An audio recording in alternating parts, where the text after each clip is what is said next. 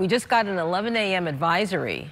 That's right, Tanya and Mike, we do have the 11 a.m. advisory. It's still a Category 2 hurricane, but you do point out the maximum sustained winds have increased from 100 miles per hour to 105. In order for Helene to be classified as a Category 3, it has to be at 111 miles per hour and above that. So that's what's still expected. You're going to see that on the forecast cone. Before I show you that, just want to show you it's still moving towards the north-northeast direction at a rate of 14 miles per hour. So that speed, that forward motion has increased somewhat. Now zooming in to where landfall will potentially happen, basically right in that bend, and it's kind of, I will say the center has kind of shifted just a little bit east, but very little. There's Tallahassee in the middle of Leon County. So yes, again, it's going to be somewhere in the Big Bend, northern part of the Treasure Coast by around 9 o'clock tonight, and potentially as a Category 3 hurricane with maximum sustained winds of 120 miles per hour. Of course, it will become that major hurricane before it makes landfall. So at the moment, it is going through rapid intensification. Helene will then hit parts of Georgia on the west side, moving northward, then making a turn towards the northwest over Tennessee, Kentucky, and doing a loop around and almost stalling. But at that point, it is a remnant low. It gets absorbed into basically a trough in the mid levels of the atmosphere, but it's going to dump a whole lot of rain. So we're still focusing on the fact that Helene is strengthening.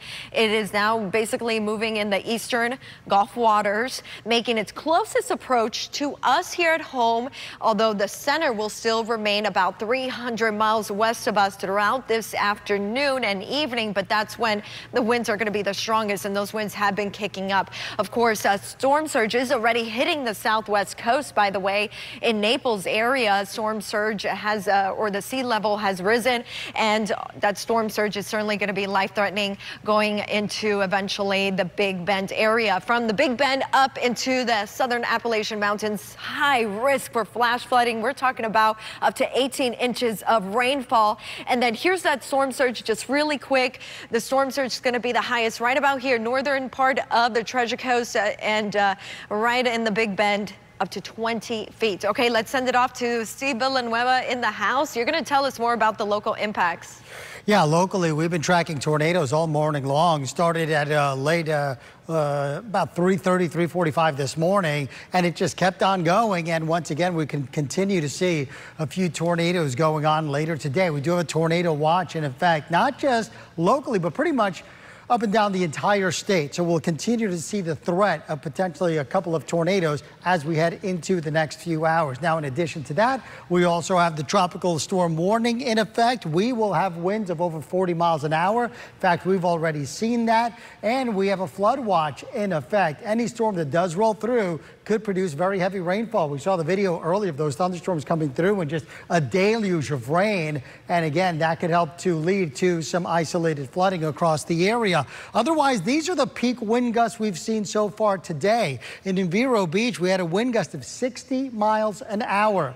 So it's been very blustery out there. Into Boca, 40 miles an hour, and into the Palm Beaches, 43, Fort Pierce, almost 50. So it has been quite windy, and the winds will increase as we head into the next few hours as that storm races to the north about 300 miles to the west of us. We currently have sustained winds at 15 to 20. Wind gusts right now in the Palm Beaches up to 40. Later today, for the most part, we're going to see wind gusts up to about 50. So the peak winds, in fact, will be at about 5, 6, 7 o'clock as we head towards the late afternoon and evening hours. By the time we get to tomorrow, the storm is well to our north, but still windy. Winds 20 to 30. We have to wait until Saturday for the winds to finally settle on down to about 5 to 10 miles an hour. We did pick up some rainfall earlier, but we have some drier air just to our south. However, you can see some thunderstorms developing across Cuba. That's going to eventually work its way into the peninsula, but it's going to take a couple of hours. As we head into tomorrow, the storm is well to the north of us, but we are in the moisture tail. So we'll continue to see some scattered showers and storms as we head into your Friday, likewise into your Saturday too.